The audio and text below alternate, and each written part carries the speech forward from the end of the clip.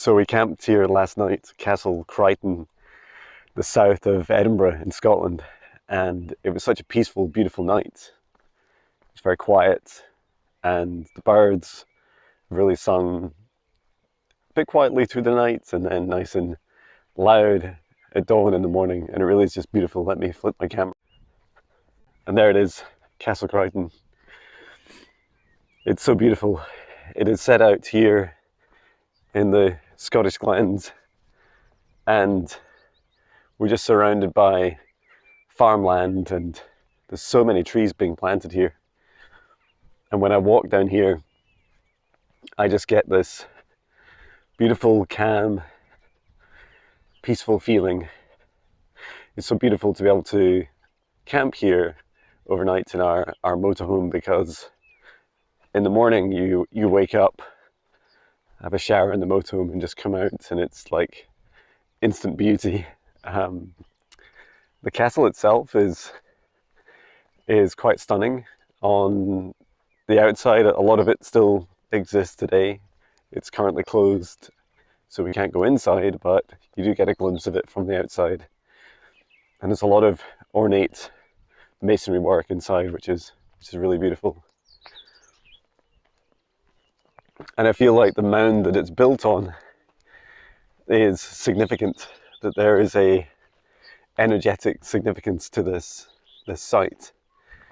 It's almost like Mother Nature is kind of pushing up from the ground underneath, that there is this hill that pushes up to the foundations of the castle, and that if you want to live a long and energized life, then building your house on top of this mound is a great way of achieving that. And it also has great healing properties. Patch is loving it too. He's loving running around. It's quiet here for a Saturday morning. And I also have past life memories of this place. It feels like when I was visiting previously, that gradually those memories, came back. They started for me as just recognizing the place, and then I started to remember the sounds and the smells and the feelings of what it was like to be here. I don't know the exact time frame. It could be 2, 3, as much as 400 years ago. I would need to check how old the castle is. I don't know if it is that old. It might be. And in that past life recall, I was with groups of other people. In fact, it was other people that I know in this lifetime. And that was quite magical to remember, like, how we'd work together. And so we'd work together as healers. And as healers to come here and to help heal someone. There was someone of historic importance, and I don't mean necessarily like a king or a queen, but more oh wow, there's a deer down there. More someone that that had a lot of influence in the town at the time, and was able to really help the course of history.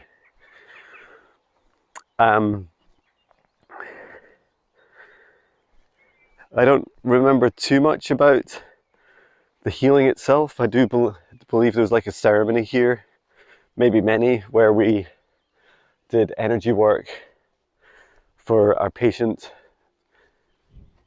and I feel like they were probably lying in bed or lying on a stone in a dedicated space, and that we worked together, perhaps in a circle with our hands, a bit like Reiki healing, but we were doing it in a group.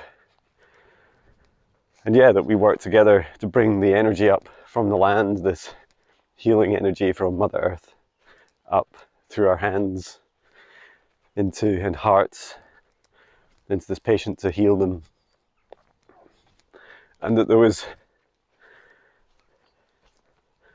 also a power and significance of this castle, that there were dark energies and forces that wanted to control this also. And they wanted to be able to control the energy of the land here to, well, I don't know what they were going to do with it, but I don't suppose it was very good for others.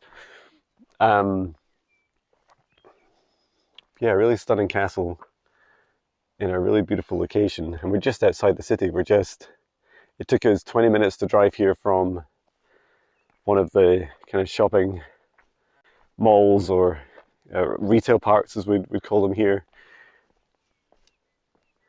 And you're only, under 10 minutes off the main road. But it's very quiet. It's like a dead end. There's no reason to come here except for the castle and the beautiful views. So yeah, what do I feel today? I feel like there's a mix of energies. I feel like there's both the light and the dark like coexist, and that they kind of intermingle and rebalance through the kind of dimensions of time, if you like.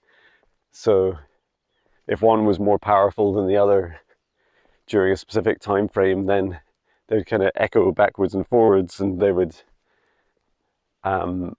balance over time, which I think is really beautiful. It feels like, not like a war, more like if you shook up a big bucket of water and then you like let it settle, that over time it would the contents and the water would settle. Padge, this way.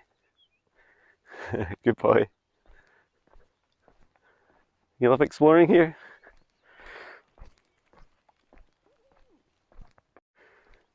So yeah, I just wanted to share the experience that I have with this place, and to share what it feels like to have past life recalls when you're really just out about having a walk.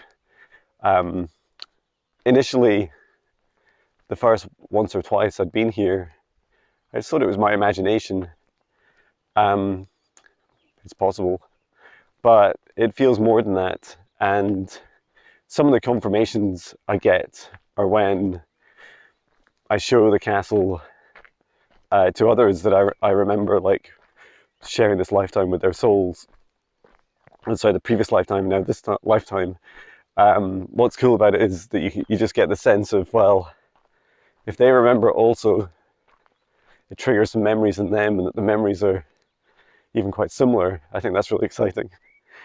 And also the history's interesting as well. It gives you a sense of the time frames, the usage of the castle. I know there's meant to be lots of like hauntings and witchcraft.